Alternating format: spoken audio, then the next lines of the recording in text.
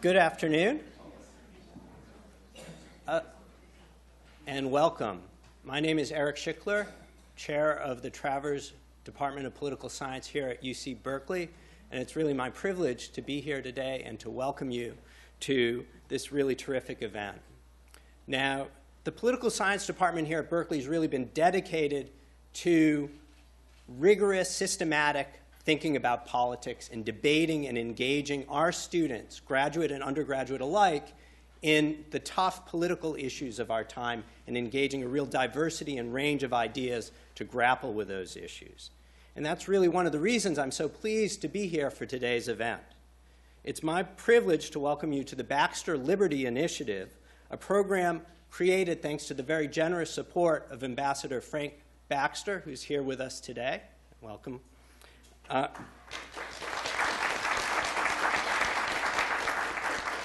Now, the Baxter Initiative is a really crucial program both for our department and for the campus because it's dedicated to bringing to campus distinguished scholars who are engaging in with real-world, crucial political and economic challenges and questions, and then bringing in respondents to engage with those speakers, and then welcoming a broader community to engage with the speaker and respondent to really try to get a richer understanding of these complicated challenges facing our country. And today's example where we're talking about the challenges of higher education affordability, I think it's hard to think of a more pressing challenge facing our country. So it's really terrific that we're engaging with that question today. So without further delay, I'm pleased to introduce my colleague, Professor Jack Citrin. Professor Citrin is Heller Professor of Political Science and the Director of the Institute of Governmental Studies at Berkeley. And Jack has been leading the team of faculty and staff at Berkeley who've put together this event. This is the 5th Baxter Initiative event. And so I wanted to thank Jack for his leadership with this. And he will be facilitating today's discussion. Thank you.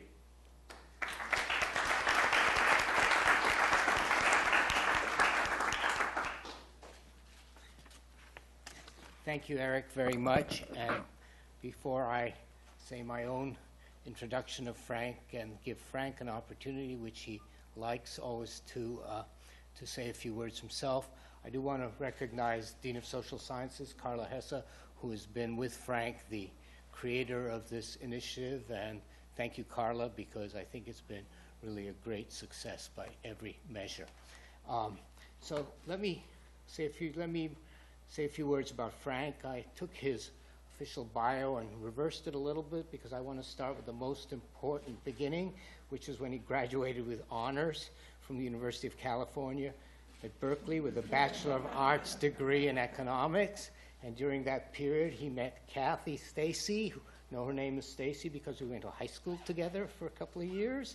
And they married in 1962 and now have 3 children, 6 grandchildren, and 2 great-grandchildren. So that's a tremendous achievement above all other things. Anyway, back to the professional career of Frank's.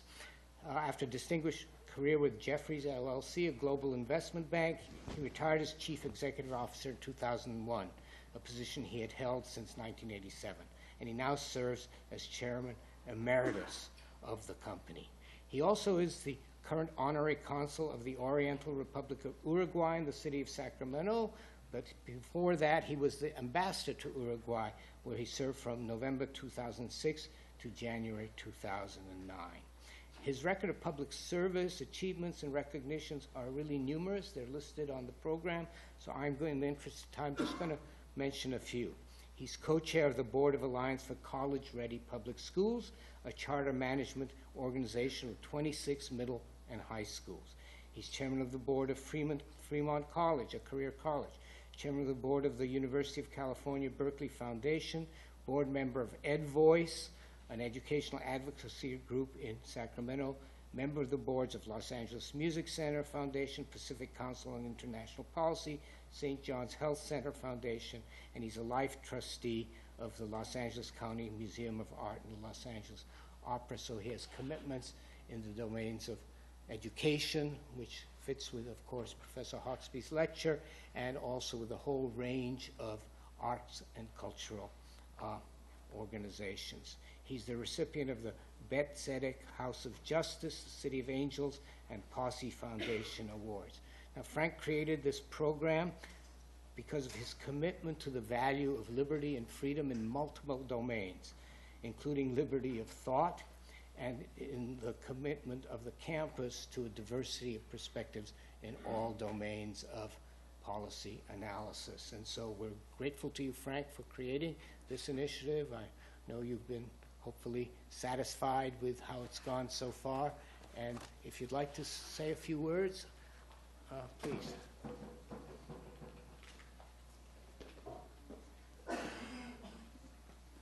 Thank you very much, Jack. As Jack said, my wife, Kathy, my beloved wife, Kathy, and Jack went to school together in Japan about 60 years ago. Kindergarten, that was.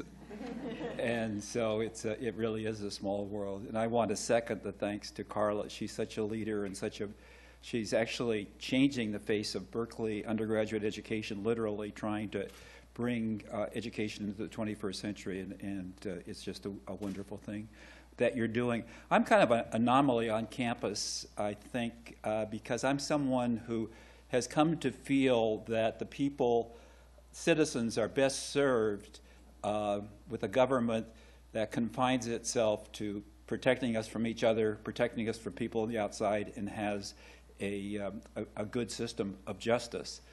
Now, I'm in favor of that, although I've never really experienced it. So I'm I've come to my conclusions based on what I see on other ways, seeing kind of a bankrupt retirement system, a bankrupt healthcare system, sort of serial wars, and et cetera, cronyism. And so I think it's worthy to have a conversation like this a couple times a year on our campus to talk about it. But my particular interest in freedom is for our young people, particularly our low-income young people. We have roughly 16 million young people throughout our country who are getting a very, very poor education. We have in the charter school group, which I am co-chairman of the board of, the kids come into our 9th grade at a 4th grade level on average in reading and math. And fortunately, we are able with 21st century tools to get them to graduate, where about 96% of them graduate and are accepted in college. But I just am very ashamed of our nation that, A, that we waste all that talent, and B, that we send them to the social systems and just morally. So I've been fighting for that for a long time, and I just like the work of Professor Hoxby because she brings rigor, economic rigor, to education, and she's talked about some things I'm really interested in, the charter schools, and about the value of competition. In fact, I think you had a little scuffle with one of our true believers at Berkeley several years back on that subject, and so I'm very much looking forward to having a rigorous social science talk about education today, particularly at K through 12 and for post-secondary education. So thank you very much all for coming.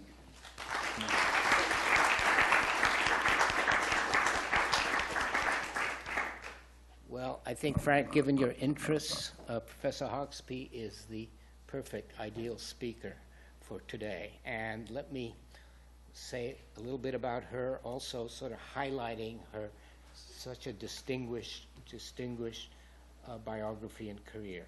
So Carolyn Hoxby is the Scott and Donya Bommer Professor of Economics at Stanford University, and she's the director of the Economics of Education program at the National Bureau of Economic Research. Before moving to Stanford in 2007, she was the Freed Professor of Economics at Harvard University, sometimes known as Berkeley of the East. Trained as a public finance and labor economist, Professor Hoxby is one of the world's leading scholars in the economics of education. She's done pioneering work in the field, and it's been transformative because she saw that applying economic thinking to education generates many important insights. Her work often draws upon models of investment, incentives, market design, finance, optimal pricing, social insurance, and behavioral economics, and applying them all to this domain. Under her mentorship at the NBER, work in the economics of education has expanded enormously and now features some of the most advanced research in economics by young, promising scholars. Professor Hoxby is a principal investigator of the Economic College Opportunities Project, a randomized controlled trial that has had dramatic effects on low-income, high achievers college going. For work related to this project, she recently received the Smithsonian Institution's Ingenuity Award. Professor Hoxby has been a presidential appointee to the National Board of Education Sciences. She serves on advisory committees for the government and major think tanks. Her honors include the Smithsonian Institution Award I just mentioned, the Thomas B. Fordham Prize for Distinguished Scholarship in Education, Global Leadership Tomorrow Award from the World Economic Forum, Carnegie Scholar, an Alfred P. Sloan Research Fellowship, a John M. Olin Fellowship, and a National Tax Association Award. I would add that Professor Hoxby is a renowned teacher and advisor and has received multiple honors recognizing these contributions, and she's graciously agreed to teach a kind of seminar to a select group of graduate students of Berkeley tomorrow. Some of her teaching awards include the John and Lydia Pierce Mitchell University Fellowship, Stanford Economic Teacher of the Year, and a Phi Beta Kappa Praise. She has a PhD from MIT. She studied at Oxford as a Rhodes Scholar, and she obtained her BA summa cum laude from the aforementioned Berkeley of the East Harvard University. So it's truly an honor and a privilege to have you here, and let's welcome Professor Carolyn Hoxby.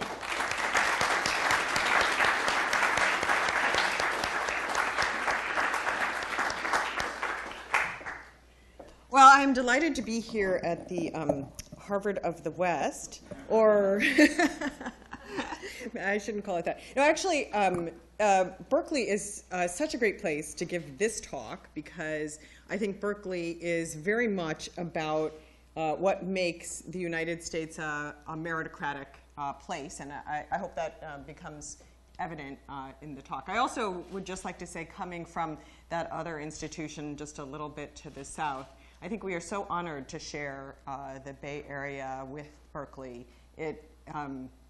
These two institutions benefit enormously from their relationship and the fact that they share this wonderful place.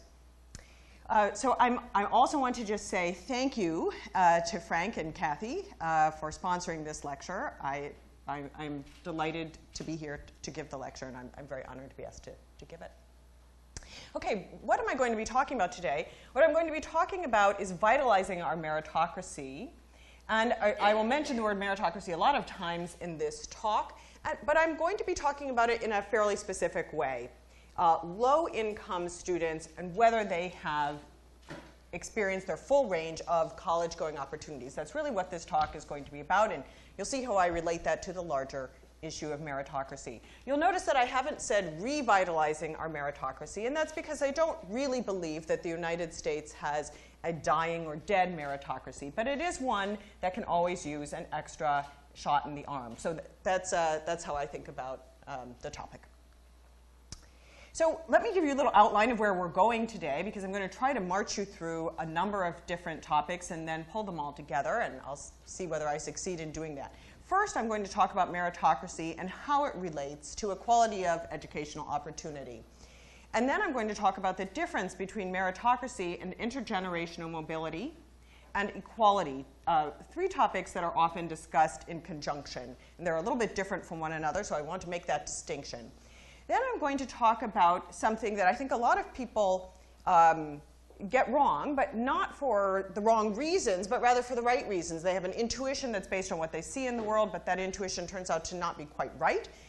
I'm going to talk about whether educational opportunity has increased in terms of equality in the US or whether the US has become less equal in educational opportunity. And I'm going to distinguish between what I'll call rank-based equality of educational opportunity and absolute equality of educational opportunity. And I'm going to argue that the US is more meritocratic today than it was in the past, but that the stakes are greater in higher education, especially for high ability people. So it's a more complicated story than one might think. I've already said that meritocracy mistakes or making mistakes in educational investments are especially problematic for low-income high achievers. And I'll try and explain why it is that they make mistakes and how they make mistakes, and how really it's no one's fault that they're making mistakes, but they are. And then I'll talk about how to improve the system for them. It turns out to be a tractable, not an intractable problem, which is, I think, rare for an economist to say. And then I'll try to bring everything together and see whether we have some lessons learned more generally. So what is meritocracy? A meritocracy is a correspondence between the responsibilities that a society gives someone or an economy gives someone and the person's merit, their productivity, their effort, their skill, their interpersonal skills, their emotional skills, whatever it is that we want to think of as merit. And that's in opposition to something about their origin, like their social class or their wealth or their race or ethnicity. So that's what a meritocracy is. Meritocracy is a very important concept for the United States for many reasons. First of all, I think it's just part of being a just society to have people rewarded for their merit, but also it's very important for incentives. If I'm not going to be rewarded for my merit, what incentive do I have to work hard, to make effort, to acquire education, to do the right things? And then in addition, people who are meritocratic success stories are not only do they do well for themselves, but they also are some of the best ambassadors to communities of people who are disadvantaged to begin with and who need to be able to see that if they work hard and if they apply themselves and their skills, they too can have success and be rewarded. So meritocracy is all of those types of things. The word meritocracy was actually invented by someone who was having a discussion about the equality of educational opportunity. So these two concepts are very intertwined with one another. And that's for a good reason. Meritocracy is not just about people being rewarded for having high innate ability or having high innate motivation or something like that. It's also about people taking full advantage of the opportunities to give themselves or to invest in human capital, to invest in education. And that's how they're going to acquire the skills, the knowledge, the insights that will allow them to be responsible leaders and to take a major role in our economy and our society. So these two concepts have been interlocked right from the beginning, and that's why I'm going to be talking a lot about them in conjunction. Meritocracy is related to two other concepts that we talk about a lot these days. The first one is intergenerational mobility, and the second one is inequality or equality, whichever way you want to think about it. We've already talked about what meritocracy is. What's intergenerational mobility? A society has high intergenerational mobility if the rank of your parents in one generation does not have much effect on the child's rank. So for instance, if the 90th percentile income parents always produce children who are at the 90th percentile of income themselves, that would be a society that does not exhibit very much intergenerational mobility. Whereas if 20th percentile income parents routinely have children who are at the 20th percentile, some at the 70th percentile, some at the 95th percentile, that would be a society that exhibits intergenerational mobility. Inequality, of course, is usually defined in terms of outcomes. We often talk about inequality of economic outcomes, but it could be also inequality of other outcomes, but it's always about the outcomes. Now, let me distinguish these three concepts because I think they get mixed up with one another quite a lot. Intergenerational mobility and meritocracy are very different from one another because intergenerational mobility is not actually necessarily related to meritocracy. You could have intergenerational mobility simply by stealing the money or confiscating the money from half of the population in the United States and giving it to the other half. That would create a lot of intergenerational mobility. And in fact, various tyrants around the world do create intergenerational mobility in just that way. Or you could have a lottery and give out all of the money in the United States on the basis of the lottery. That would create a lot of intergenerational mobility, but it wouldn't be a meritocracy, right? And you also have societies where everyone is forced to have the same outcome. Some old-style communist societies are sort of like that. Everyone basically has to have exactly the same outcome. Well, in those societies, there's a lot of intergenerational mobility because everyone is sort of the same, so the differences among people are not consequential and they're very small. But none of those are a meritocracy. So intergenerational mobility does not necessarily guarantee that you have a meritocracy. You could have a society with a lot of intergenerational mobility without meritocracy, and vice versa. Equality or inequality is also not necessarily a consequence of meritocracy. It can be. I've talked about the fact that a meritocracy really requires equality of educational opportunity, but that's an equality of opportunity. It's not necessarily an equality of outcomes. It might produce an equality of outcomes, but it might not, because you could have parents who work very hard themselves and train their children to work very hard, and then they could end up with quite different outcomes in the next generation, and that could still be a meritocracy. So these three concepts are related, but they are not the same. Now, a key distinction between them is, unlike the other two, meritocracy is not an us versus them concept. And I think this is very important. In intergenerational mobility, my family cannot move up in rank in the next generation unless someone else's family moves down. We can't all be moving up in rank in society. That's a sort of Lake Wobegon society where we're all becoming at the 90th percentile. That doesn't happen. So intergenerational mobility is necessarily us versus them. Similarly, inequality is usually a sort of us versus them conversation where we're going to take from someone, usually through the form of taxes or something else, and give to someone else in order to raise someone's level and lower someone else's to be more equal. And so the conversations tend to be us versus them. Meritocracy is not like that, because in a meritocracy, no one benefits from a person not exercising his or her full potential. No one benefits from that. In fact, it's sort of a tax on society to have people who have abilities or motivation or who are willing to make the effort, but who for one reason or another are not given the full opportunity to do so, are not given an equal educational opportunity. And that is the other big distinction between meritocracy and these other two concepts. These two concepts are more or less about consumption. When economists like consumption, so we don't mind that. But meritocracy is really about investments. And those are quite different. Investments are things that we ought to make optimally as a society. We want to invest more. It's good for everyone. It doesn't hurt me when someone else makes a good investment. Consumption is more about dividing a pie. So meritocracy is really different. And although I'm going to be talking about things that will potentially create intergenerational mobility and perhaps create more equality, really what I'm talking about today is meritocracy. In recent years, there's been a lot more discussion of intergenerational mobility and of inequality than there has been of meritocracy, and that's created a misconception that I want to clear up at the beginning of this talk. So let me just run through three of the facts that have come out of this literature. Inequality, income inequality, above median income has grown in the United States over the past few decades. You probably read about that a lot. A great deal of this increase in inequality has occurred at the very high percentiles of family income in the United States. Intergenerational mobility has been rather stable. In fact, that's a recent finding by one of Berkeley's very distinguished scholars, Manuel Saiz in the economics department. He's part of that finding. There's a popular misconception that intergenerational mobility has been falling, but I think the evidence says that's not true. And then often the United States is compared to other countries in a way that is to our detriment, saying that our intergenerational mobility is low, that people find it hard to get ahead in the United States relative to other countries. I don't even know whether that's true or not. I'm not sure anyone does, but it's part of the popular imagination at this point.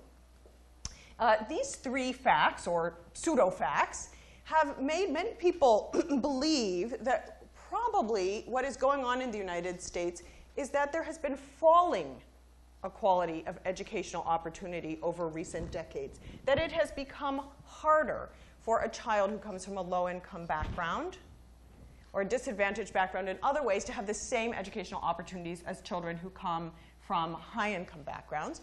And it turns out that that story is not quite right. And in order to go forward with the rest of the evidence that I'm going to show you today, I'm first going to try and get it right so that you can see why it is that we're focusing on the problem that we're focusing on.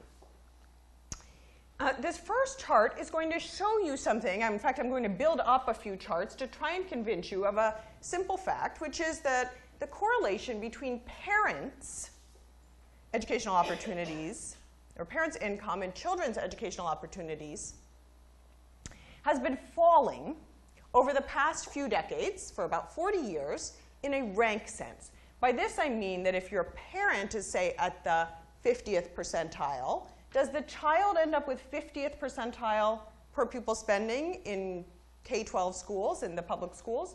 That would be a perfect correlation, right? And I'm going to try and convince you that that correlation has been falling over time. Since I'm going to show you a few of these charts, let me explain what this one is. On the horizontal axis, we're looking at the percentile of each family in terms of household income. And on the vertical axis, we're looking at the average per pupil spending centile, or percentile, in that income centile. Okay, so that if the 50th percentile parents always had children who went to schools that spent at the 50th percentile, this would be a 45-degree line. It would just be a simple 45-degree line. I'm showing you here the data for the 1972 high school graduating class. You can see there are a lot of little dots. I'm going to show you the high school graduating class of 72, 1982, 1992, 2002, and 2012. 5 years all separated by a decade. And I'm going to show you largely the lines that look like this, because if I showed you the dots for each one of those years, there would be too many dots on the graph. Okay, so we've got 1972 here, and you can see that there is an upward slope to the line. So parents who are themselves higher up in the US income distribution are sending their children to public schools in 1972 that spend more money per pupil. By 1982, the line had flattened out quite a bit. This is partly as a result of school finance equalization cases and partly as a result of other things like the South doing better. In 1992, it was again quite a bit flatter than in 1972 with a different shape.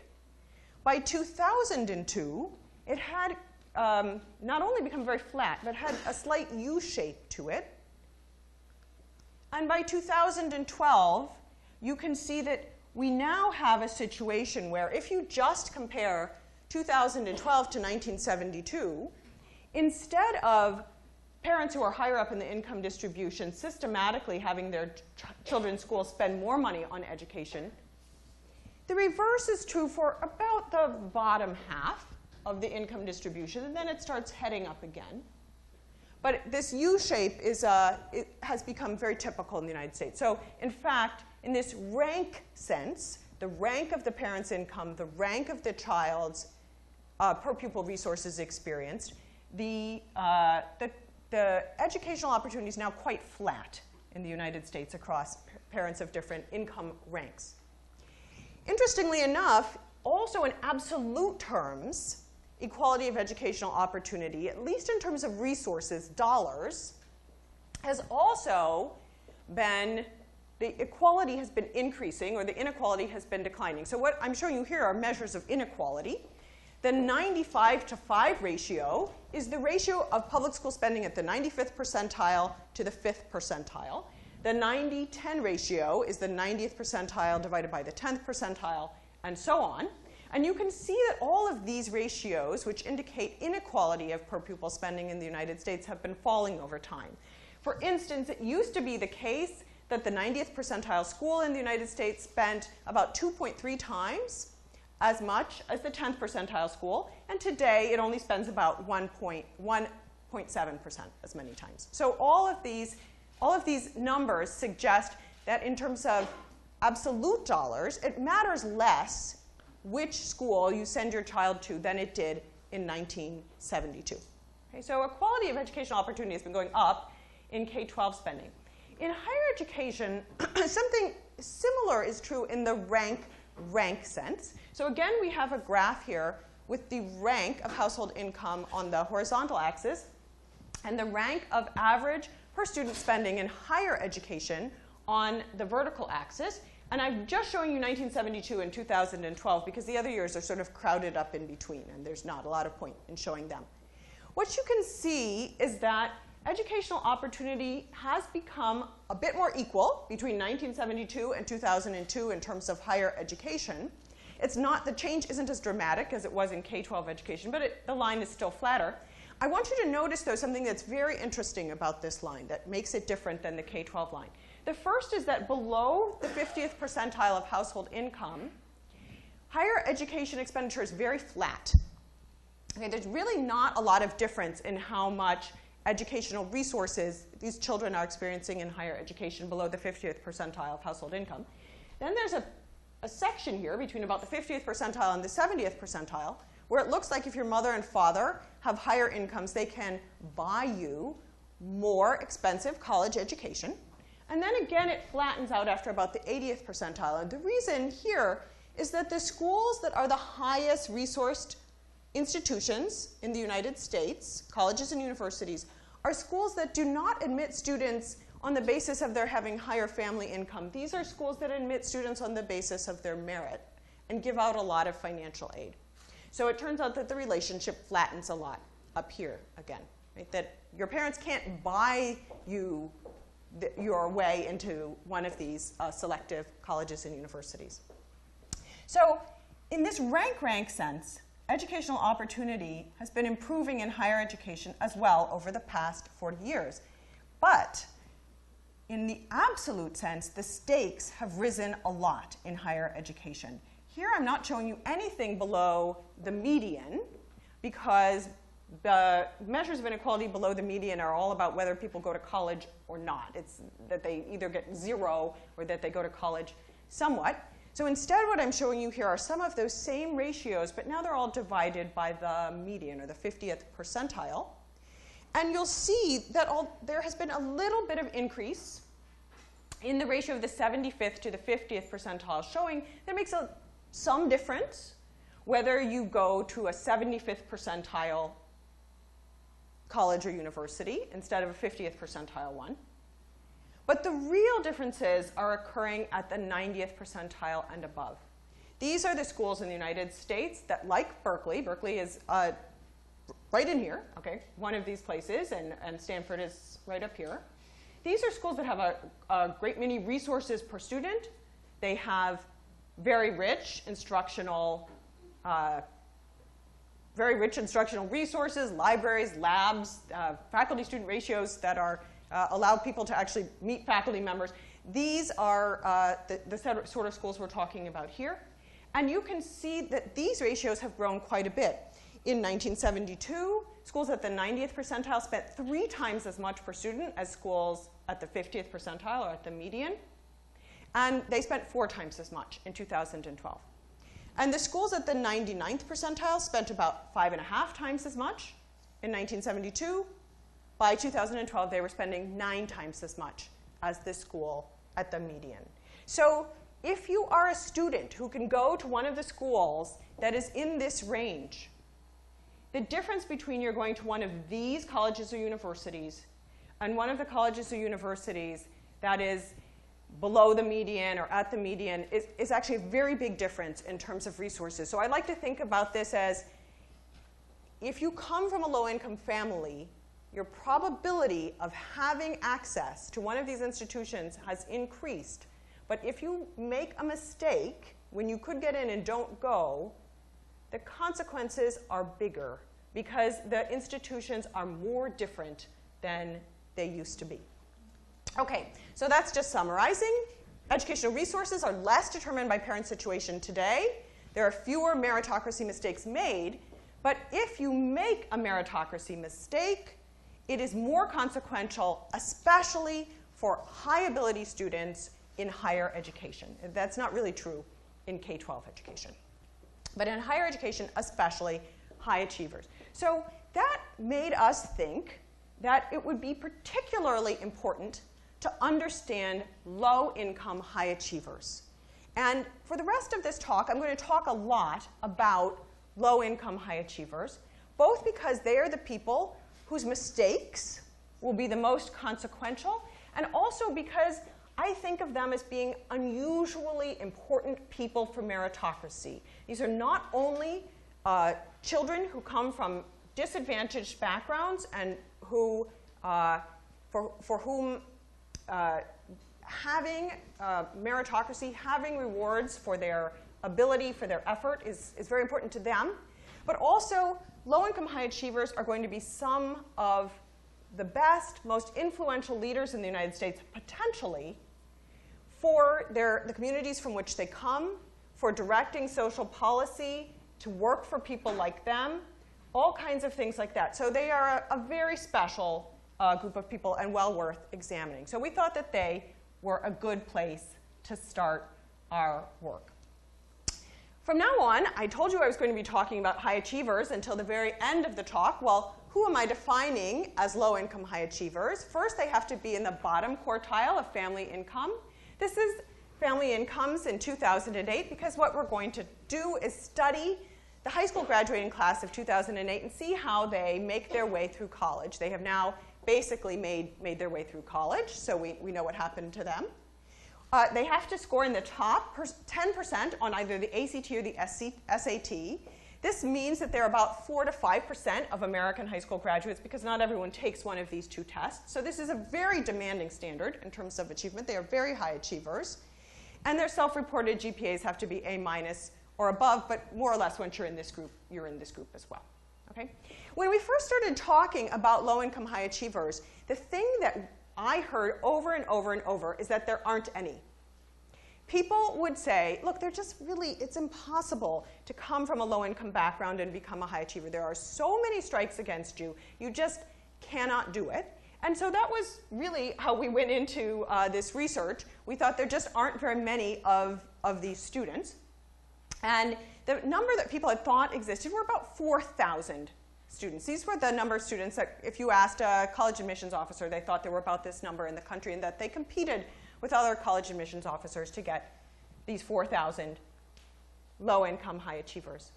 When we actually looked at the data, and we did this in a very comprehensive and rigorous way, applying an enormous amount of data to the problem, we found that there were about 35,000 low-income high achievers in the United States. In other words, about 9 times as many as anyone had thought. So how could it be that there were so many more of these low-income high achievers than anyone thought? Why were they not on anyone's radar screen? Well, it turned out that it was closely related to the fact that they were not taking full advantage of the educational opportunities open to them. And to understand that, let's first look for a moment at high-income high achievers. So these are people with the same level of achievement, but they're now from the top quartile of the family income distribution rather than the bottom quartile of the family income distribution. And they behave in a way that's very much like what you might imagine they do when they apply to college. So here on the horizontal axis, what we have is the difference between a college's mean SAT score and a student's own SAT score. So for instance, a student who's right here at 0 is applying to a college or university that has a median student whose scores are just like his or her own. If a student is at -10, it means that the student is applying to a school where the median student scores 10 percentiles below him, and so forth down to, say, -40, where you're applying to a school where the median student scores 40 percentiles below you. So what you can see is that if we look at high-income high achievers, they tend to apply here to a set of schools that are commonly called safety schools and peer schools in the admissions game. And these are the schools where the other students are a lot like them, or the other students are just slightly lower achieving than they are. I mean, this is where they send most of their applications. A few of them do apply to non-selective schools, which I put far over at the left because we really don't know what their selectivity is. They just admit everyone who has a high school diploma or a GED. But if they do apply to those schools, they tend to be specialty schools like culinary schools or art schools or music schools. So they're selective on some other ground, but not on academic grounds. This is a typical application portfolio for a high-income high achiever. Now if we look at low-income high achievers, exactly the same level of achievement, but just from the other end of the income distribution, the first thing you'll note is that the bulk of their applications are going strictly to non-selective schools. These are both community colleges and four-year colleges. It's not just community colleges. They're applying to both, but they're non-selective. And they're typically not specialty schools like the culinary schools. They're just applying to academically non-selective 2- and 4-year institutions. And you can see that only a small percentage of them, really about 8% of them, are applying in a way that looks about the same as the high-income high achievers. So there's a gulf between the application behavior of the low-income and the high-income students, even when they have the same level of achievement. And that is really what accounts for the fact that people didn't believe there were very many low-income high achievers, because they only saw these ones, and they didn't see any of those ones. Okay? So I'm very quickly going to go through some explanations for why it is that the low-income high achievers don't behave more like the high-income high achievers. We'll knock off some of the explanations quickly, and then we'll get down to the ones that are really still on the table and that matter, and that will help us, I think, learn some further greater lessons.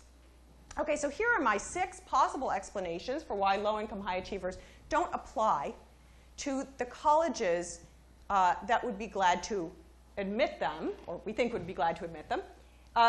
The prohibitive cost of those colleges, maybe when they actually apply, they don't get admitted, or maybe they fail to thrive at those colleges. Maybe the colleges could easily recruit them, but they really don't want low-income high achievers. They really only want high-income students. Maybe existing high school counselors are just lazy and don't help these low-income high achievers to go to selective colleges that are academically rigorous. Maybe there are cultural reasons why low-income high achievers don't want to attend these peer colleges where they would be typical in terms of academic achievement. Now, I should note that if this is why people are not applying to selective colleges and universities or peer colleges, that is not a mistake. That is that they're making a deliberate decision, that people don't have to want to take advantage of every educational opportunity offered to them. Okay, so that's not a mistake. Economists think if people know what they're doing, then that's not a mistake. Their preferences may be different than ours, but it's still not a mistake. And then finally, students need better information is the 6th explanation. And this one is quite different from number 5, because it suggests that if I give someone better information about their educational opportunities and then they make a different choice, that suggests they were making a mistake when they didn't have as much information. So 5 and 6 are really very different from one another, and we're going to get to those. So let's knock off the first 4 quickly. Prohibitive cost of peer institutions or selective colleges. Well, what I'm showing you here is comprehensive costs of colleges in the blue bars. That's the sticker price. That's what your mother and father would pay to send you to one of these colleges if they were very high income, so they paid for everything. And you can see that as we go from the most competitive colleges, which are listed at the top bar, to colleges that are non-selective, and then we have 2-year colleges at the bottom, as a rule, comprehensive cost tends to go down, with the exception of the for-profit, something we could talk about later on if we wanted to. But the comprehensive cost tends to go down, and that's what people have in their minds. If I'm going to go to Princeton, or I'm going to go to one of these peer institutions, my parents are going to have to pay a lot. That's the sticker price, or the comprehensive cost. The out-of-pocket cost is shown with the very dark navy bars, and what you can see is that for a student who's at the 20th percentile family income, our low-income high achievers, it's actually not true that the cost goes up as you go to more and more competitive schools. In fact, the lowest out-of-pocket cost is actually at the most competitive schools. In fact, even within that category, it's declining, so that the very most competitive schools in the United States are free for students who are low-income high achievers. And I should say that the students we're talking about here can all definitely get into one of the schools that are listed as most competitive or highly competitive plus. Those are not particularly hard schools for them to get into. And more generally, you'll notice that there's a decline in their costs. In fact, what we can see in the data is that many low-income high achievers pay significantly more to go to, say, a 4-year campus that is non-selective than they would pay to go to one of the renowned, distinguished, great research or other colleges or universities in the United States. They pay much more than to go to a place like Berkeley or Stanford. So that is not a good explanation. The second one was that maybe when low-income high achievers apply, they're just not admitted by peer institutions, or they fail to thrive there. I hear this a lot.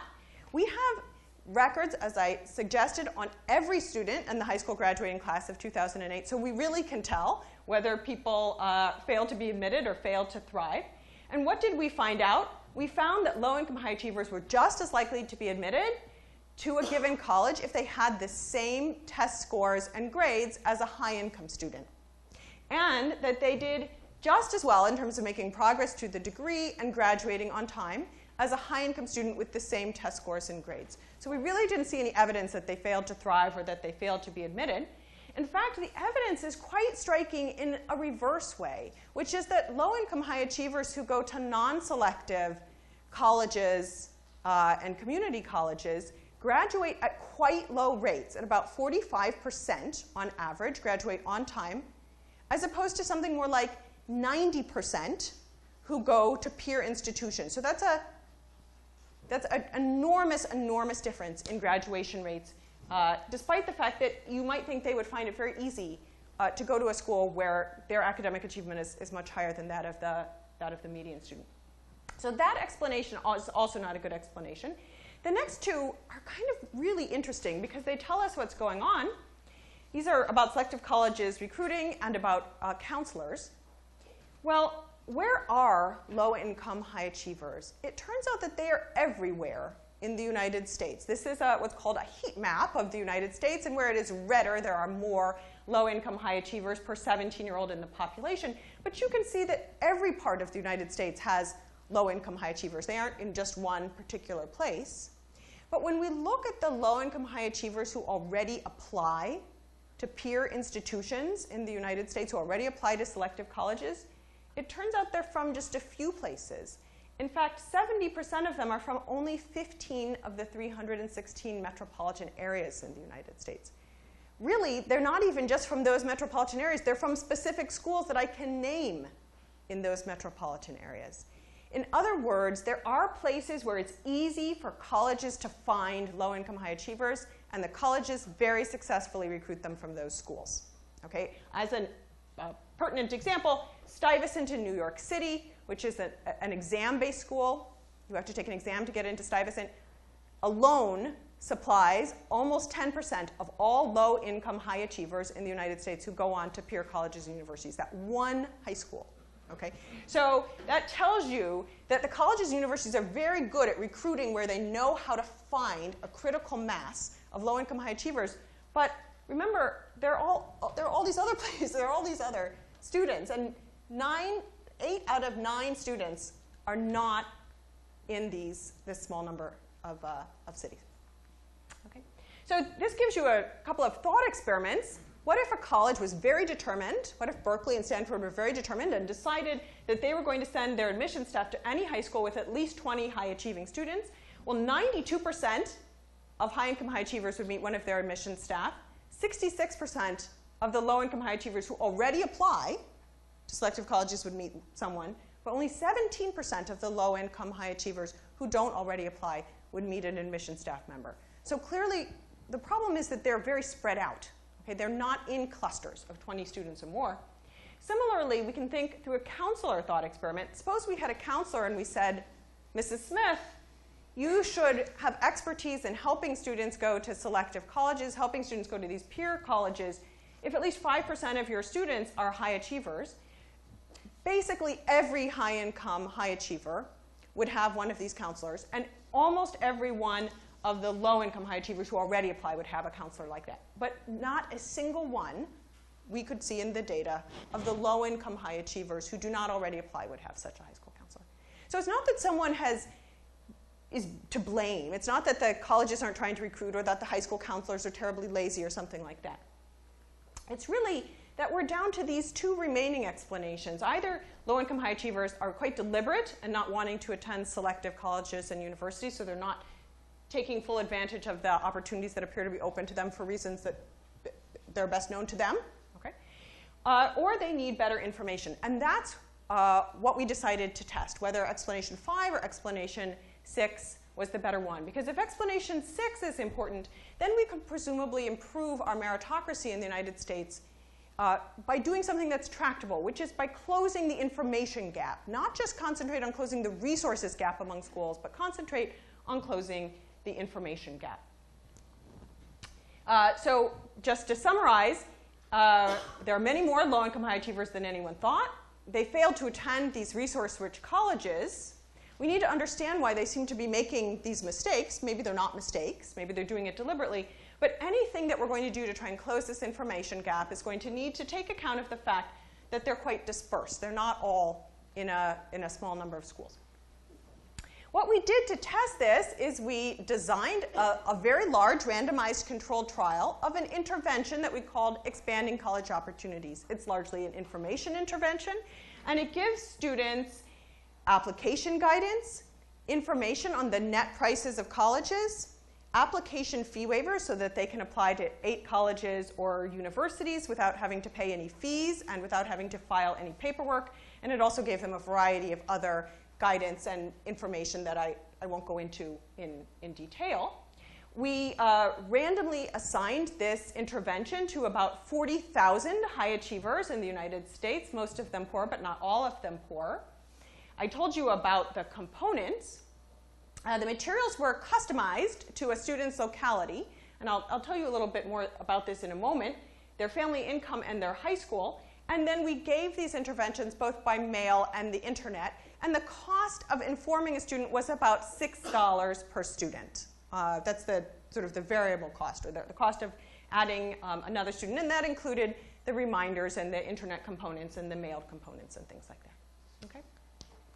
So we customized the information because we knew that there was a lot of information out there already about colleges and universities. So there must be something, if there's an information gap, it must be something about low-income students not having the same ability to access this information or make sense of it as high-income students. So what did we do? We estimated the family income of all the students in the United States pretty accurately.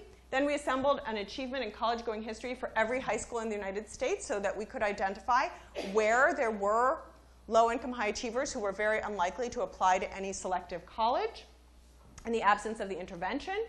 And then what we did was we put all of the information in the context of the colleges that we knew were relevant to people from that high school. So if you went to a local high school here in the Bay Area, we would know, oh, what colleges do students typically consider from that high school? Therefore, we'll put the information in the context of those colleges and universities so that they can make sense of it in light of something that they know about. And because we had income estimates for all these students, we could also tell them about their net prices. In other words, what they would actually pay, not the comprehensive cost of the school. We did not recommend colleges. We did not tell students, go to Berkeley, go to Stanford, go to Vanderbilt, go to University of Chicago, or something like that. We definitely did not do that. We just gave them information and let them apply it for themselves. I told you the information was customized. And although the interventions are user-friendly and they cost very little, they are essentially the result of the big data revolution, which allowed us to do all of the back office work, which made each student's information customized to him or her. To give you a sense, I've tried to crowd together a bunch of materials onto just one slide to give you a sense of, that's why it looks a little smushed. To give you a sense of what a student might see, this would be a student from Tennessee, and I've removed some of the colleges that they would have seen on what is called the slap sheet by some people. And it was meant to make them wake up to the fact that colleges differ. They're not all the same. So this student was going to be shown the University of Memphis, the University of Tennessee at Knoxville, which is the state's flagship public university, Vanderbilt, which is the most selective private university within the state of Tennessee, and then just 2 randomly selected out-of-state peer colleges. You'll notice that the colleges are going up in terms of their selectivity. The math scores and the reading scores go up as we go from left to right. The 4-year graduation rate also is very different. It's 10% at the University of Memphis, 30% at the University of Tennessee, Knoxville, and then it goes up into the high 80s at these other peer institutions, which are more selective. The first 2 institutions both cost about $15,000 a year in terms of that comprehensive cost or the posted cost of attendance. That's what you would pay if you paid the full sticker price. And the other institutions are all around $52,000 to $53,000 a year. But for a student whose family has income of about $40,000, as we've made this chart today, you can see that the cheapest school is the University of Chicago, right? Which is the most selective school actually on this chart. It costs $680 a year. And the most expensive school is the University of Memphis. And that was meant to help students understand, look, there are differences. You need to be aware of the fact that there are differences among schools and that you can't just look at these posted costs of attendance and assume that that's what would apply to you. Okay, so we had sheets like this, as I say, nicer looking and not so squished. We send them college organization charts to help them keep track of their deadlines. This is sort of like your nagging mother, except we generated the nagging, not your mother. We sent them fee waivers, which were customized. And we sent them a variety of other materials that I won't go into. The evaluation is quite straightforward because it's a randomized control trial. We have about a fourth of the students who are just get no materials at all. And we can evaluate them both because we did surveys and also because there's something called the National Student Clearinghouse, which contains enrollment information on the vast majority of students in the United States. So what did we find? We found that this intervention, this informational intervention, increased their probability of applying to a peer institution and their probability of being admitted to a peer institution, and it increased the number of applications they made, and it changed the sorts of schools that they were admitted to. So for instance, they submitted about 50% more applications. They were about 56% more likely to apply to a peer college relative to the control group, and their probability of admissions to a peer college was 78% higher relative to the control group. So just an enormous effect on their application and admissions behavior. And if we look at the effect on their enrollment outcomes, we can also see that those are affected a great deal. Their probability of enrolling in a peer college went up by about 46% relative to the control group. And you can see that they're going to schools with higher graduation rates, higher instructional spending, and higher student-related spending. This is not just instruction, but includes some other measures of spending from which students benefit. So there were big changes in where they went to school. You might worry that they weren't going to thrive at these schools that were more selective that they ended up enrolling in. But in fact, they did. So we looked at students who were induced to attend more selective colleges, and we found that they earned better grades. So for every 100 points on the SAT, math, and verbal combined that we induced them to increase in terms of the selectivity of the college that they attended or enrolled in, their grade point average went up by 0.4. So say from a 3.0 to a 3.4. Okay? And they were significantly more likely to persist. They're now juniors in the spring of their junior year, and they are 28 percentage points more likely to persist for every 100 points on the SAT that they were induced to increase the selectivity of the college that they attended. So their grades have gone up, their persistence has gone up. It doesn't look like they are failing out of those colleges and universities. It looks like they were really making mistakes. When we use the best estimates of the return to attending a more selective college, and I can talk about where these come from if you're interested, this is a lifetime earnings difference of someplace between about $400,000 and $600,000 in lifetime earnings, and that is discounted back to the present day as an economist would do it. So this is today. People are foregoing this amount of money if they don't take full advantage of their educational opportunities. And of course, the private costs of doing this intervention were extremely low, and even if you take account of all the extra financial aid that they were given, the costs are still tiny compared to the benefits. So the cost of the investment is very small compared to the investments. And we can talk in the discussion period about whether, in fact, these students will pay back these costs. I would argue that they will. So no one is really being crowded out of educational resources here. What are the direct implications of the work? Well, the direct implications of the Expanding College Opportunities Project and learning all about low-income high achievers is pretty obvious. That low-income students really can be high achievers. Okay, that is the number one thing to take away, is that this notion that low-income students are doomed to be low achievers is just wrong. They can be high achievers. It may be very difficult, but nevertheless, they can be high achievers. Furthermore, they do aspire to attend rigorous colleges, and they do thrive once they get there. So it is not the case that we need to keep them out of academically rigorous colleges because they just aren't going to be able to cope, or they aren't going to be able to handle it. They aspire to go, and they thrive there. Closing the information gap is possible. It's not that expensive to do. In the US, we have been concentrating for decades on closing the resources gap. Now, there's nothing wrong with that. That's wonderful. Now, resources are much more equal than they used to be on the basis of family background. But somehow we've left this information gap out there while closing the resources gap. Closing this gap is relatively easy and cheap. Closing the resources gap is hard. Okay? And finally, there may be additional benefits from these students if they pay it forward. In other words, if we think about low-income high achievers going on to become leaders in this country, going on to become CEOs, going on to become community organizers, going back and talking to their former schools, their relatives, everyone else, and being the people who explain how important it is to get a college education in the United States.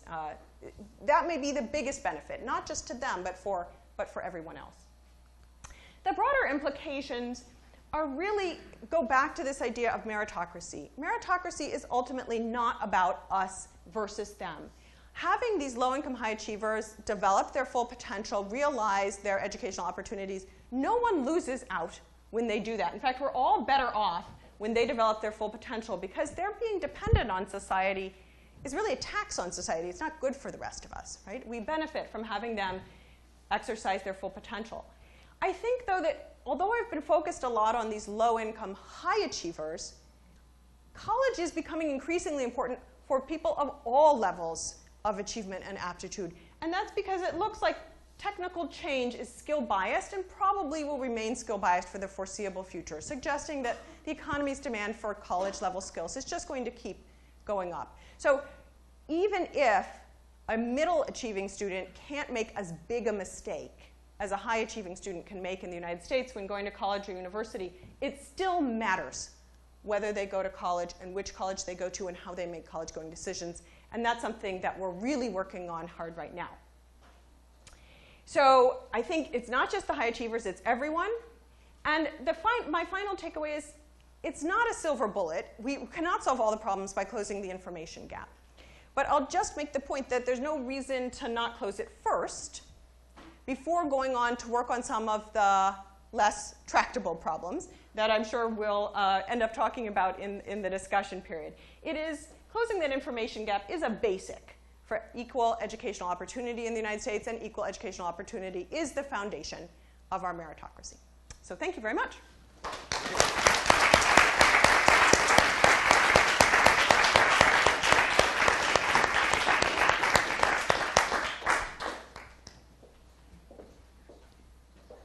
Thank you. That was just great. And now, as is the drill here, we have an opportunity for a distinguished Berkeley faculty member to comment. And today it'll be Professor David Romer.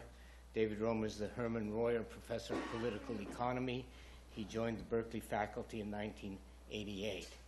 He is the co-director of the program in monetary economics at the NBR, National Bureau of Economic Research. He's co-editor of the Brookings Papers on Economic Activity, and he is a distinguished fellow of the American Academy of Arts and Sciences. Much of his research focuses on the determinants and effects of monetary and fiscal policy. Other research interests include financial crises, the determinants of income differences across countries, and the microeconomic foundations of price stickiness. Professor Romer is also the author of the leading introductory graduate textbook in macroeconomics. His teaching at Berkeley includes macroeconomics at both the undergraduate and graduate levels, and a newly undeveloped undergraduate course on macroeconomic policy from the Great Depression to today. He is a 3-time recipient of Berkeley's Graduate Economic Association's Distinguished Teaching and Advising Awards, and like Professor Hoxby, received his PhD in economics from MIT. So David.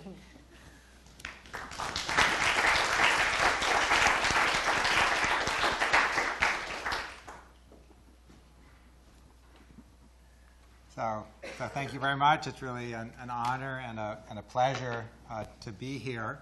For those of you who don't attend a lot of economics conferences, let me tell you what I would normally do, or what discussants normally do at economics papers. The goal seems to be to create as much controversy as possible. So the discussant's job is to get up and explain that the author's question is completely uninteresting, the methodology is flawed, the interpretation is unwarranted, and besides, we knew it all before, and the author is mean to small animals. So I'm not going to do that.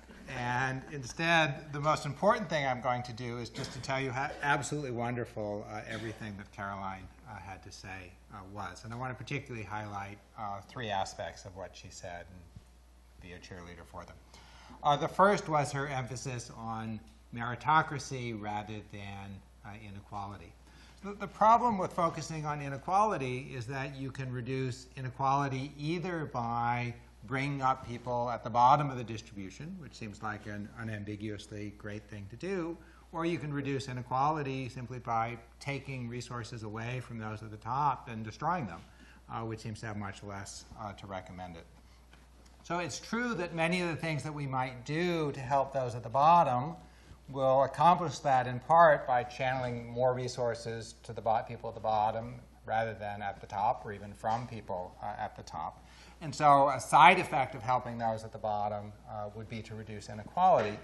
But it just seems to me better to keep the focus on what we care about, which is on the opportunities and the well-being of the least well-off among us, and not confuse the issues by framing things in terms of inequality.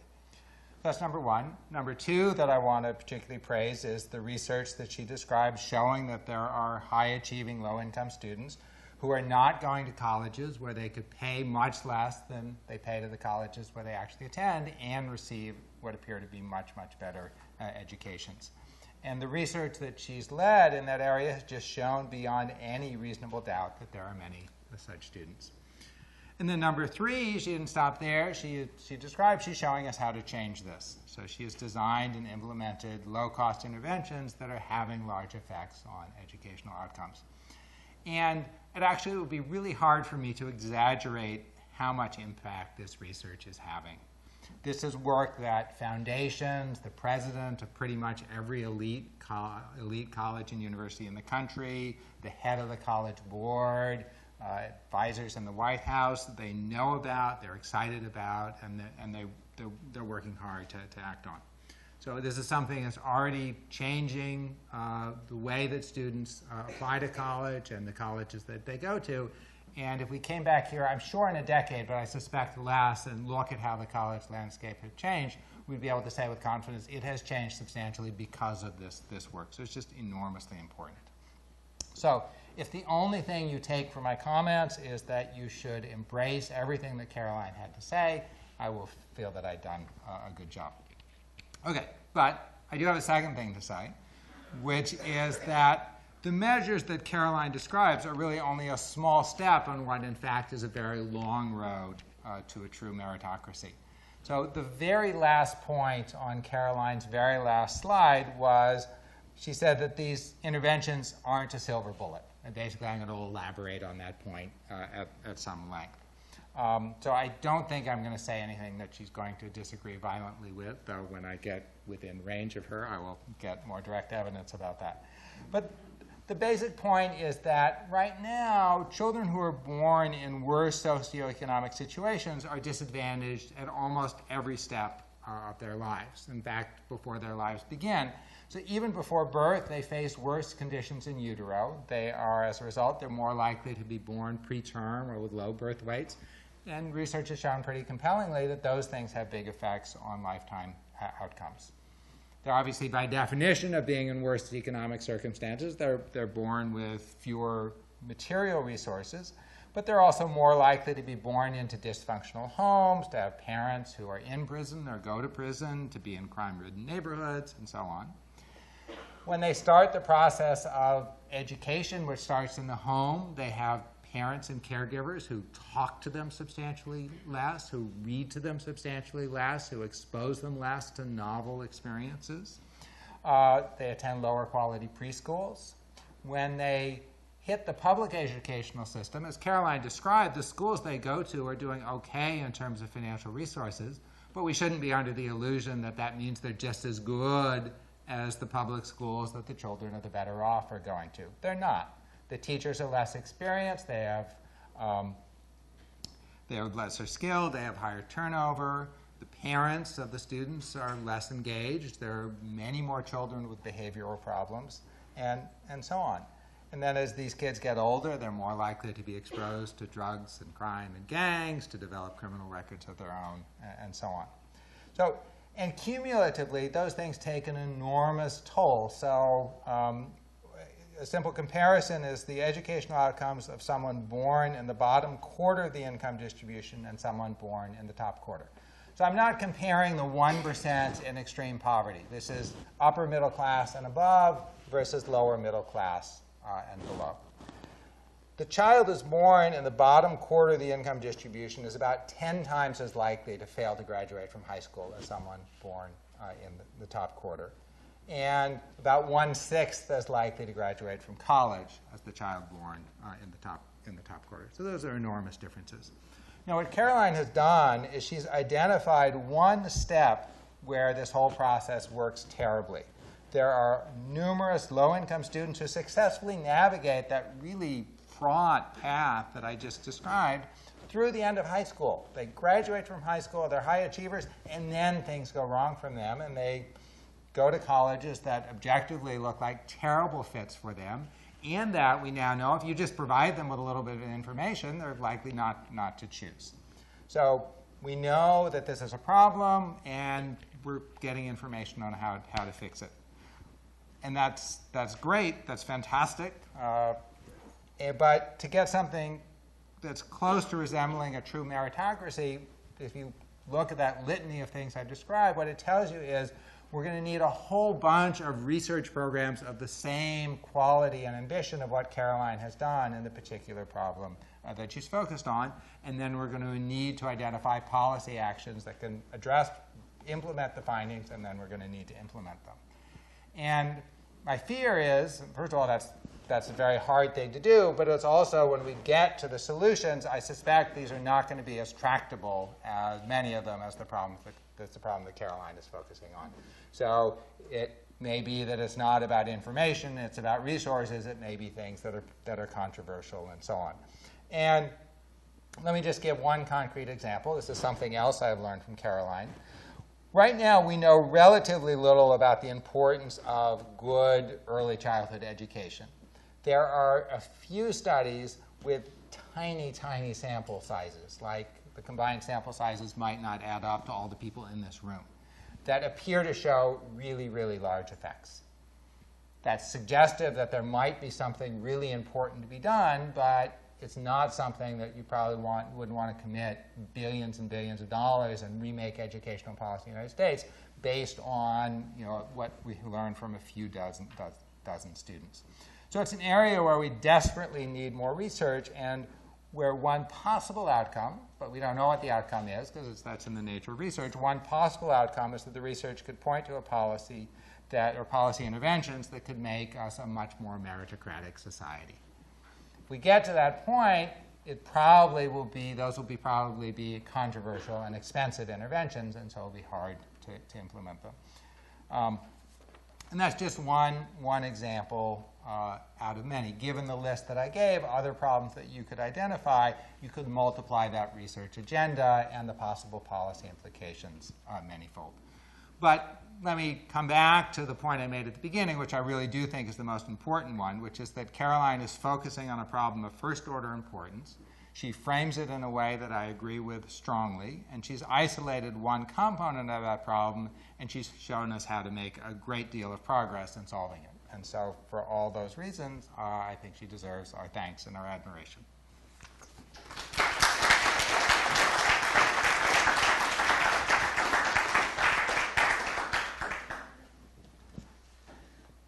So we're going to have time for questions, but Caroline, do you want to first say something in response to David's comments? Well, I really just want to thank David for his comments. They're terrific comments. I agree with everything he said.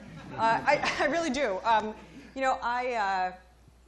think that if you come from a very disadvantaged background in the United States, you are probably really threading the needle as to get to being a high achiever at the end of high school.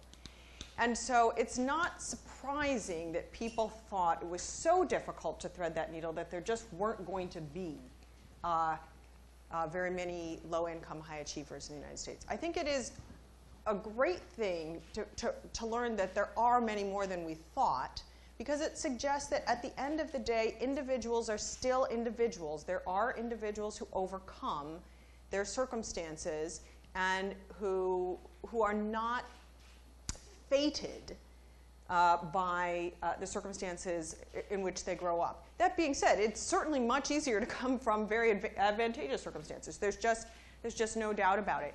And I think one of the ways that I think about the economics of education and about educational opportunity in the United States is that a lot of our being able to do good is about diagnosing the problem accurately first. And sometimes your diagnosis says, this is a problem that's very serious and to which we have no easy solution. Whatever the solution we're going to have is, it's going to be really tough. And then other times, the diagnosis is, here's a problem that we could solve. Okay? And I'm kind of a believer in picking off the problems that we could solve first. It's not that I'm against solving the very intractable problems, but that I think it makes sense to work on the ones that economics and research and knowledge tells us we might be able to solve first. The other thing that I'll just say is, this is a belief. This is really not research-based at this point. Let me just say, I'm not basing this on research. But I think that many of the problems that seem very, very intractable when it comes to kids coming from disadvantaged backgrounds are largely intractable because we, as a society, don't want to interfere too much in family life in the United States for good reason, because families are, they're just important, and children don't want their family life to be disrupted, and parents don't want their family life to be disrupted. But that means that there are a whole set of things that are hard for us to affect. For instance, it is very hard for us to make sure that a toddler is hearing a vocabulary from his or her parent that the parent doesn't actually have. That's quite tricky. I mean, should we go in and say something to the child even though the child doesn't know us? So we want to actually use solutions that kind of make use of the people who actually come from these circumstances themselves. And that's one of the reasons I think of low-income high achievers as being so important, that they can play a different role in low-income communities than people who come from a high-income background.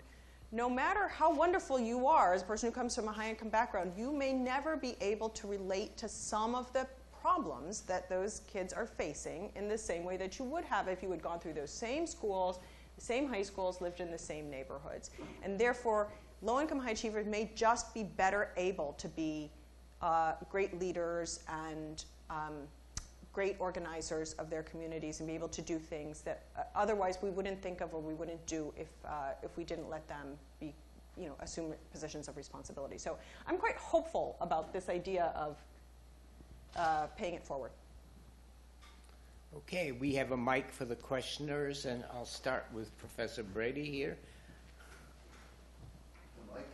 If you might not need a mic, right but there. you get one anyway. So this is great presentation, really interesting stuff. Your finding that information matters suggests that part of the problem is probably high school counselors. And there's two hypotheses at least that come up here. One is that we're not providing enough high school counseling for these students. Another one is high school counselors just give the wrong information or do the wrong things. Have you looked in your data to figure out which of those hypotheses might be going on? So for example, one thing you could do is stratify by the ratio of the number of counselors per students and see if that reduces the impact of your informational treatment. And that would be telling us something about maybe the problem is not enough high school counseling. But then alternatively, if you don't find that effect, it might be just that high school counselors do a lousy job. I think it's not so much. Certainly high school counselors have a very large number of students on their books, as it were. But what we really find is that it's the high school counselors who have a good number of high achievers who understand how to negotiate this system. It's not so much that the high school counselors who know how to negotiate the system have very few students. It's that all of their students are high achievers. So they understand when students ought to apply to college, what is required in a college application, how to get the teacher's recommendations, when you need to fill out the free application for federal student aid and the CSS profile and so forth. They know how to guide students through that process. If you are a high school counselor and you have 400 students and one every 2 or 3 years is a very high achiever, then it's not that you're being lazy to not know this whole process. It's just that it doesn't matter most of the time. And most of the time, you are busy working with a child who might be dropping out of school or has a substance abuse problem or has some problem at home or really is going to fail out of math or something like that. So I think it is not a function of just the number. It's really a function of having expertise. And one of the reasons why why the interventions went directly to the students was that we were concerned about the fact that if we sent them through high school counselors, we would be sending them to these amazingly busy people who wouldn't actually get the materials to the students. I will say that in the survey that we do, we ask students about what their high school counselors and teachers recommended to them in terms of going to college. And a lot of the recommendations that they get are very poor. But I think that they are well-intentioned. I do not think that anyone is intentionally trying. I think people are just recommending what they think of as a good college or university. I mean, the standard sort of thing that we see in the surveys is that these students know they're high achievers. They're smart, and they've gotten their test scores, so they know they're high achievers. And they go and talk to their high school counselor, and their high school counselor says, wow, you know, Susan, you're the best student I've seen in a long time. This is fantastic. You should definitely go to college. And why don't you go to place X, because I know that's a good college, and that's the one that occurs to me. So it isn't that someone's trying to misguide them. It's just that there's a whole level of information that they're not getting access to. Okay, and then there's a lady in the back who's next. Thanks. Great, thanks so much. I wanted to bring this back to California. When you looked at your heat map, I noticed that California was particularly cool, and other places, for example, New Orleans was hot, hot, hot.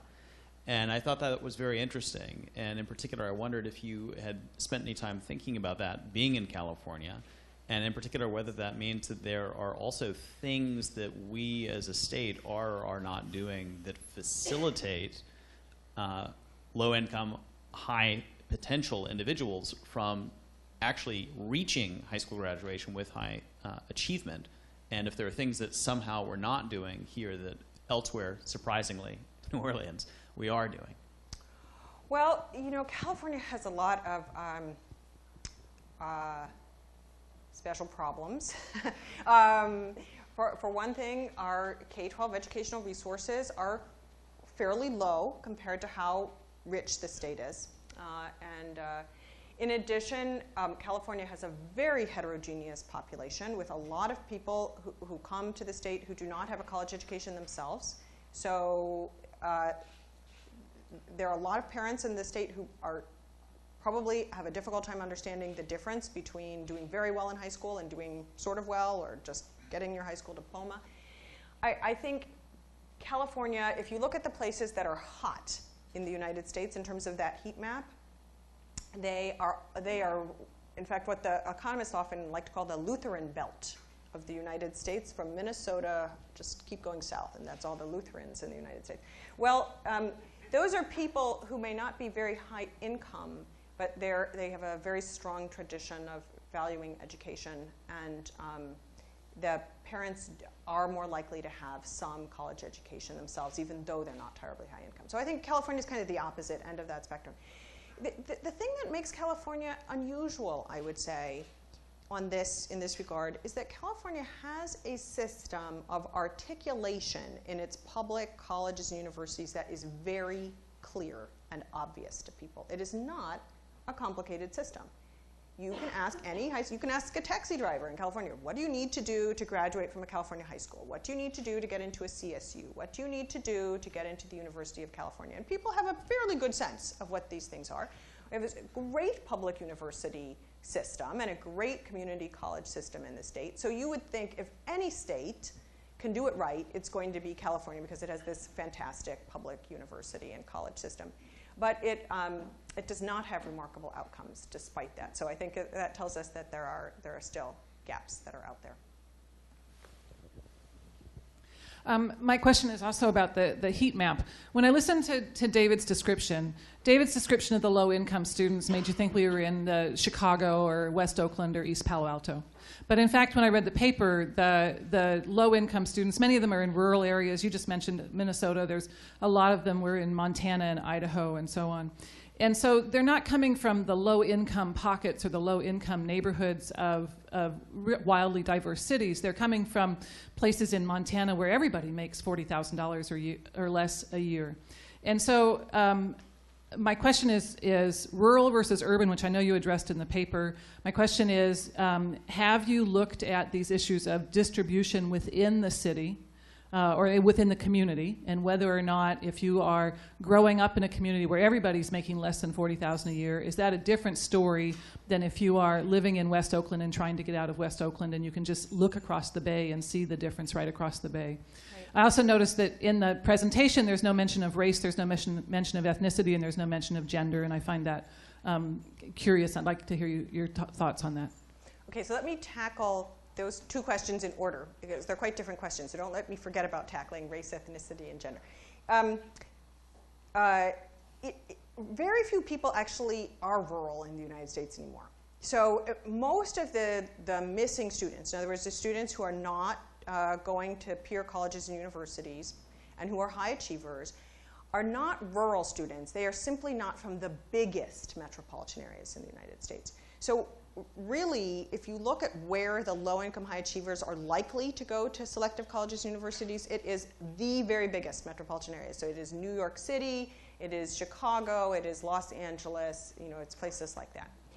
But most of the students who are missing are not rural. They're just from smaller metropolitan areas. So I like to contrast Bridgeport, Connecticut, and New York City. Bridgeport, Connecticut, believe me, is not rural. Okay, anyone who's been there, not rural, not rural. Okay, and yes, okay. So Bridgeport, Connecticut is it is what it is, but it is not rural. Okay, on the other hand, if you are a very high achiever and you go to a Bridgeport high school, you are going to be one of a very few high achievers. And Bridgeport is not a big enough city to support an exam school or a magnet school like a Stuyvesant, where everyone is going to be a high achiever and some will be low income and some will be high income. Okay, so it's rather that the vast majority of metropolitan areas in the United States are just areas in which if you're a low-income student, you go to a typical ordinary high school. Maybe it's not all low-income. Maybe it's blue-collar, working class, some middle class, some low-income. But very high achievers are quite rare in those schools. And so therefore, your college counselor doesn't know much about it, your fellow students don't know much about it, and so on. In fact, an interesting thing is that the students who are the missing students are fairly likely to be in somewhat mixed areas. That's one of the reasons why colleges don't find them. So a tool that colleges use to find low-income high achievers is they look at zip code maps of the United States and they try and find high-poverty zip codes. Well, it turns out that high-poverty zip codes are only located in very big metropolitan areas because they're the only places that are so dense that you can have a whole zip code only filled with people who are low income. If you try and find a low-income zip code in the middle of the United States or in a less dense metropolitan area, it turns out there aren't any. All of them are sort of mixed. Okay? And it's one of the reasons why they're not very good at finding low-income high achievers outside of these big metropolitan areas. Let me come back to this question of race and ethnicity. On gender, I'm afraid there's just no story. On gender, it turns out that among high achievers in the United States, men and women are about equally prevalent. That's not true, as we know. If you go a little bit down the achievement distribution, you'll see a lot more girls than you'll see boys. But among the very high achievers, girls and boys are about equally prevalent. So there just isn't a story. And the intervention has the same effects on men and women. There's nothing much to say about it. We also looked to see whether the information intervention had different effects by race and ethnicity. And we did not find different effects by race and ethnicity. That doesn't mean, of course, that college going is the same by race and ethnicity. It's just that the intervention did not have any different effects. Now I'm going to say something that's tricky. So I hope I won't have to say it more than once because I can barely get it out properly myself.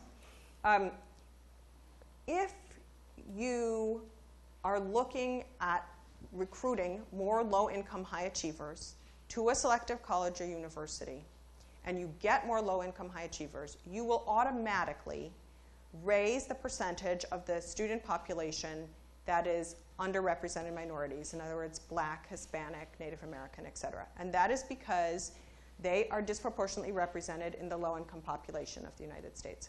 However, it is the case that most low-income people in the United States are white. Okay?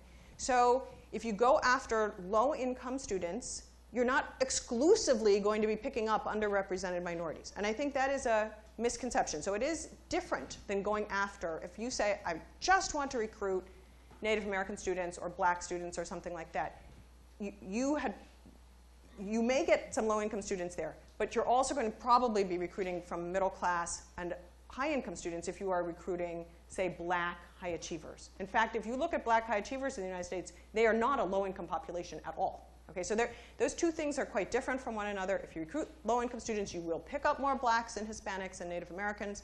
But no, it is not the same thing as deliberately going out and recruiting students on the basis of race and ethnicity. Can I chime in on one point, which is this issue of the challenges that the elite schools faced in finding these students? Because I think you're letting them off a little bit easy. I agree that the strategy of going door to door and trying to find them was not cost effective, but let me make two arguments that they could have been doing better even before your research came along. One was, we have known for decades that the sort of traditional Ivy League model, post a really high price, have a campus that looks like a country club, and then kind of have a secret program where poor people can get in for free or low cost. That was an obvious failure, and you could just get, you know, the statistics for Pell Grant recipients at Ivy League schools versus, say, take a random example, Berkeley. And you could see that there are a lot of kids who go to very good schools who weren't making it to the Ivy Leagues.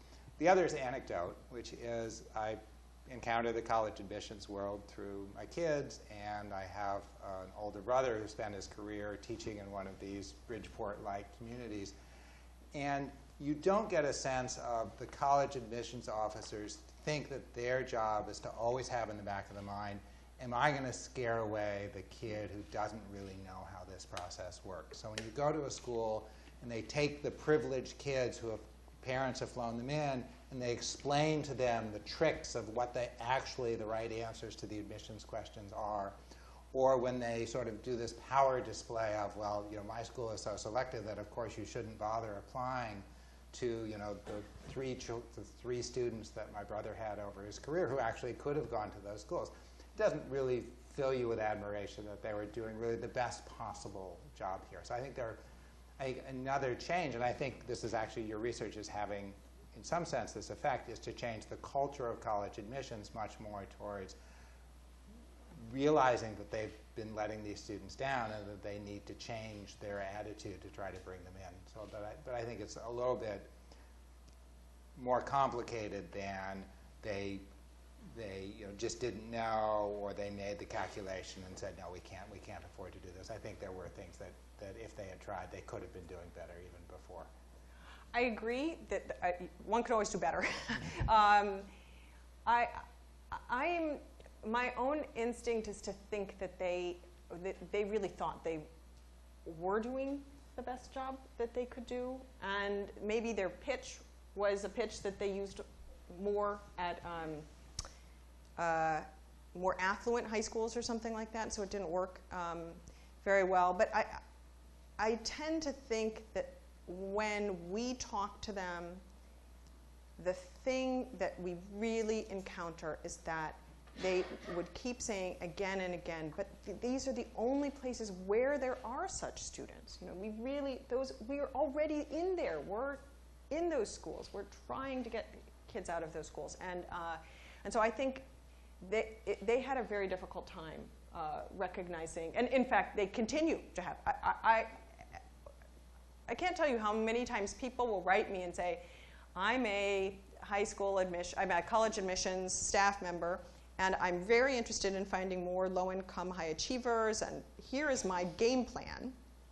And they send me their game plan in an email, and I want to write them back and say that is the opposite of what is going to work, right? Because their game plan is to go back to the same high schools that they were going to before and give a somewhat different pitch.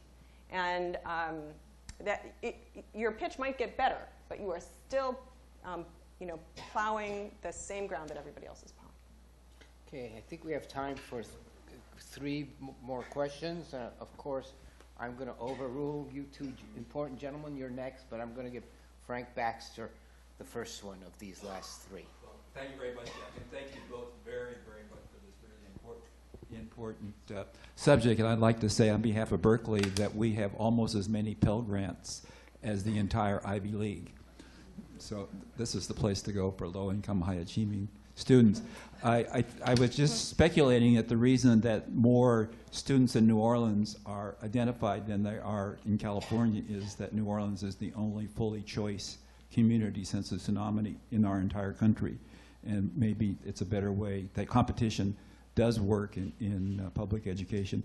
I also like to say, being from Los Angeles, I don't know many or any people who have moderate income or high income who are going to any of our public high schools. So trying to find a sample within the public schools would be pretty difficult. However, we have this charter system that I mentioned I'm the co-chairman of, and it's just a random sample, a fairly random sample of students, and I'm just very optimistic about in the right conditions that firstly, all these kids come in with the 4th grade level into 9th grade, are able to get into a college, and we are able to identify some of the high achievers. So I think that we have good reason to be optimistic about our young people if we address, try to bring public education into the 21st century and use the tools that are available and hopefully have a little bit more competition. Thank you. Well, I think the one thing that I really want to pick up on there is the fact that in my charter school research and in a lot of other people's charter school research, there are charters, maybe it's not every charter school, but there are definitely charter schools in the United States that are completely transform student achievement to an extent that really, I think any person who's used to looking at education data, you look at it first and you just think, this probably isn't true. And you look at it again, and you look at it again, and you look at it again. And I think the point of that is that studies of charter schools that are the soundest studies are lottery-based studies. So it's really an apples-to-apples comparison. And we're pretty clear on the fact that these are the causal effects of the charter schools, and they can raise student achievement a lot. It's not the same thing as saying every charter school does, but it's possible. And so the fact that it's possible tells you that there are a lot of students out there in the United States who could be much, much higher achievers than they are. It is not some sort of, they're just doomed and we just need to figure out how to take care of them as adults because they cannot acquire skills. And I think it is not an easy problem, but it is not an intractable problem either. And I think people get so discouraged, they think the only thing to do is to sort of abandon education as the remedy and instead start focusing on other things that we could do to help people and just forget about education. But education, there's still a lot of work to be done. Dean Cascardi, want a mic, Catherine, or somebody with a mic on the side? Thank you.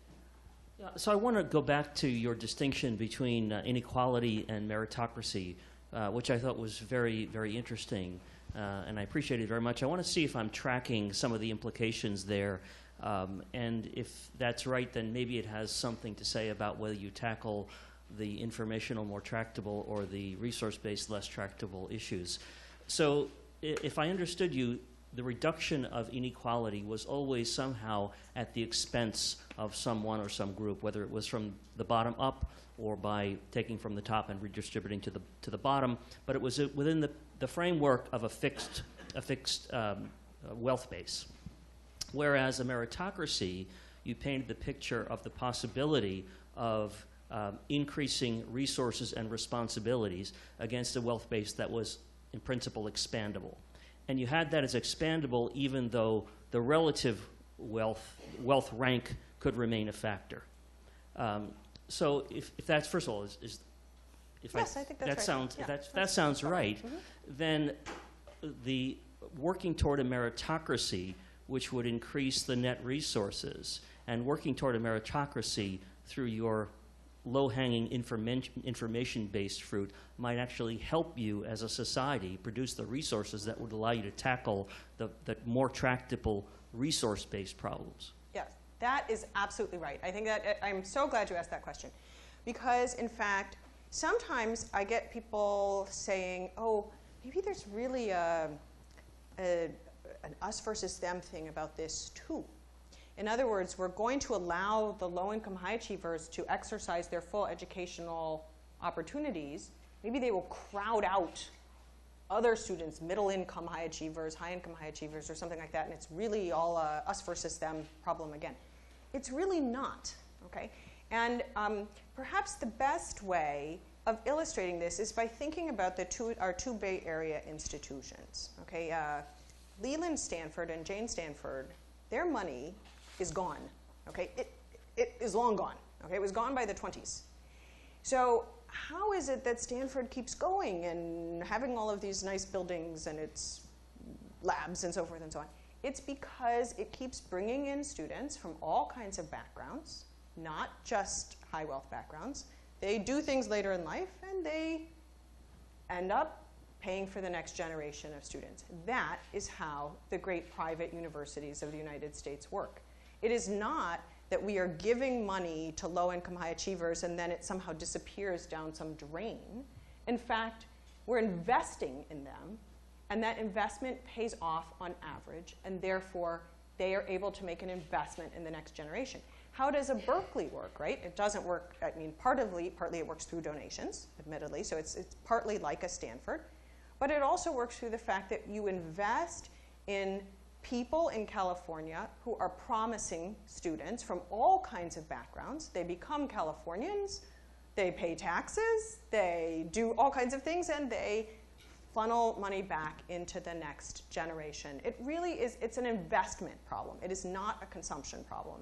And that's why it is that we're not talking about sort of just giving money to people and having to take it away from someone else. We're talking about investing money in people and they're being able to pay it back through these social mechanisms. And that's the essence of why it is not an us versus them problem. And it's also, it doesn't do me any good to not invest in some other person who would be a good investment, because if that person becomes a high-skilled person in the United States, is that good for me or is that bad for me as a fellow worker? It's good for me, right? Because there's another high-skilled person in the United States with whom I can work, right? So I think it's a very different concept. So this is the final question, after which we'll thank Carolyn again, and then there's a reception outside. So last one. I'm not an economist. I did political theory and law, so that may change my attitude. But I want to follow up on the dean's question and look at the relationship between meritocracy and generational equity or inequity. And it seems to me on a broadest macro scale that the generational inequity is an example of the total failure of meritocracy in the United States. That a small group of people has largely manipulated the government to make sure that it gets the vast majority of the increases in productivity, the increases in wealth, and that's particularly has occurred since 1980. We refuse to tax those people at the top of the income scale to anywhere near the proportion that we tax the people at the bottom of the income scale. I mean, I think what you're doing is phenomenal for the 35,000 people who have made it through all the hoops and really should get a chance to be out there and be more productive and help all of us. But I think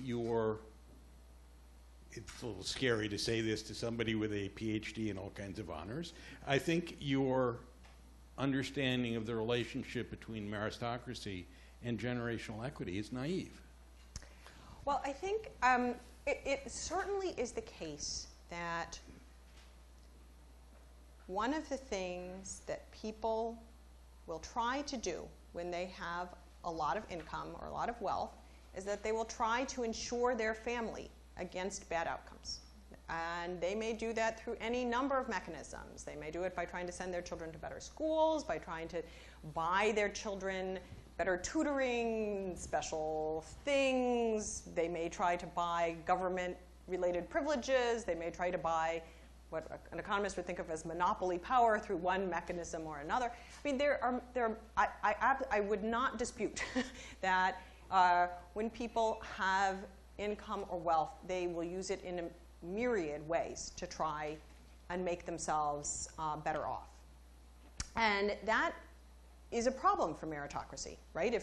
If the reason my children get ahead is that I somehow bought them advantages instead of their having earned their rewards, that is definitely a problem for meritocracy. I am less concerned about tackling the problems that exist for in the top few percentiles of the United States income and wealth distribution than some people are. And I think maybe that's a selection, it's a choice of the problem that you want to tackle. I think I worry much more about kids who come from disadvantaged backgrounds or just modest backgrounds or middle income backgrounds and how well they do, because they make up such a very large share of the American public. And the difference between they're doing badly and they're doing well is just enormous in terms of what their lives are like.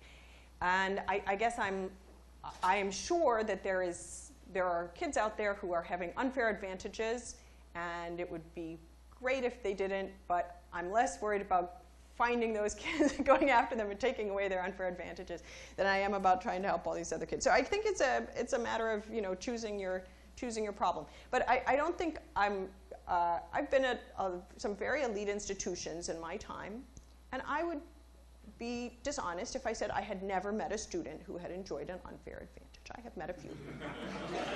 Okay, I have met a few.